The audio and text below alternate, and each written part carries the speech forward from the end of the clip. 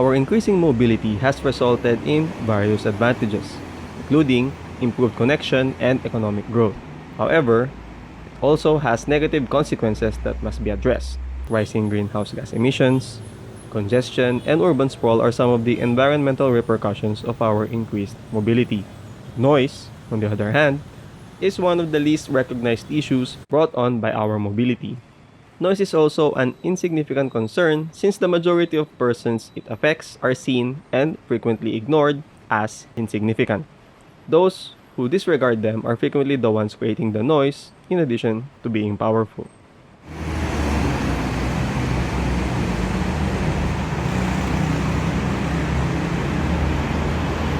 Transportation noise, a common and widespread kind of noise pollution, refers to the noise produced by motor vehicles, trains, airplanes, and other forms of mobility.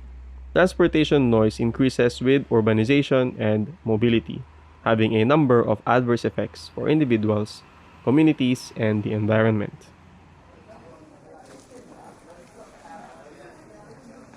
Among the various sources of urban noise, pedestrian and bicycle traffic tends to be the least noisy. While some noise is produced, it is minor when compared to other means of transportation. Footsteps, conversations, and the sounds of passing cyclists all contribute to the ambient noise level, but are rarely high enough to create considerable disruption.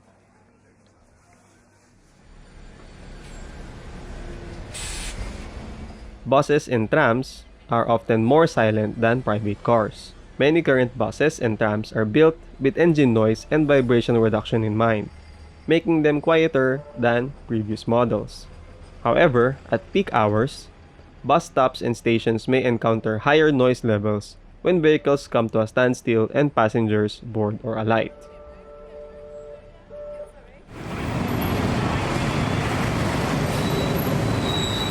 Private vehicles and motorbikes contribute far more to urban noise pollution than pedestrians and public transportation. While technological advances have resulted in quieter vehicles, the sheer number of cars and motorcycles on roads may still cause significant noise, particularly during peak hours when traffic congestion is common.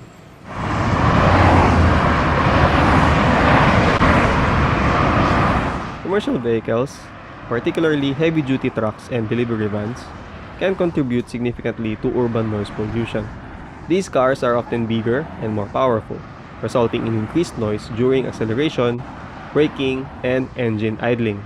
Noise disruptions can also be caused by loading and unloading activities at various locations. Airports are significant sources of noise pollution in metropolitan areas, especially for residents living near aircraft routes. Aircraft noise during takeoffs and landings may be exceedingly loud and annoying.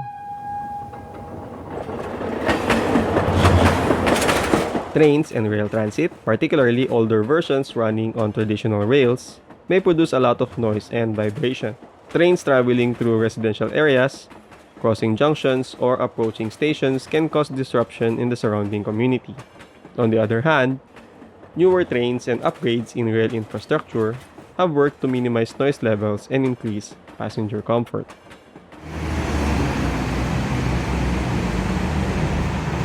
Due to environmental noise pollution, around 5% of the world suffers from noise-induced hearing loss.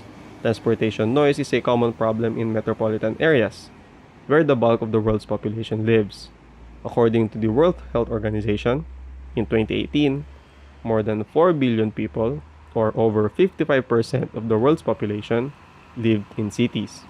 As urbanization grows, so does the possibility of more individuals being impacted by transportation noise. Urban dwellers, especially those living near major highways, airports, and railway lines, are more prone to suffer negative impacts from traffic noise, such as issues with health, disruptions to daily life, and decreased quality of life. The potential health impacts of noise pollution are extensive, widespread, long-term, and crucial from both a social and medical standpoint. Noise has both immediate and long-term negative consequences on health, the quality of life, and work environments, and associated economic and health costs. Noise is a significant public health issue that can cause accidents, hearing loss, sleep disturbances, cardiovascular illness, social impairments, decreased productivity, poor social behavior, and irritation. It can raise the incidence of antisocial behavior. Like prolonged stress, noise has a negative impact on general health and well being.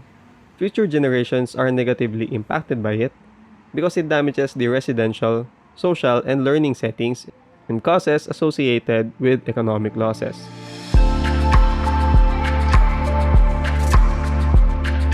The noise produced by trains and motor vehicles might be greatly reduced with the right technological and operational approaches. But in the case of motor vehicles, if the number of motor vehicles keeps increasing, these approaches would not be cost effective.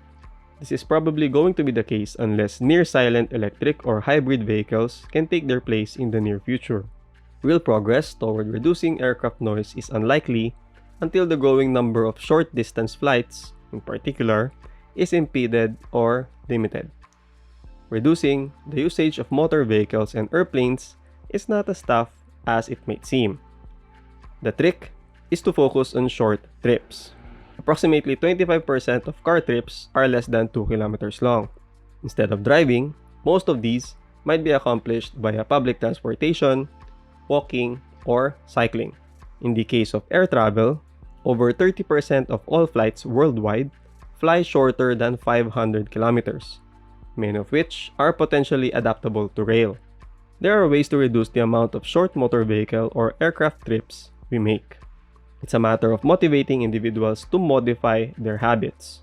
The introduction of dependable, economical, and accessible buses and trains, as well as safe and easy walking and cycling conditions, would almost certainly result in modal shift, complemented by demand reduction methods such as some kind of road pricing or higher gasoline taxes. If there is an investment in quick, economical train services, modal shift will occur in aviation.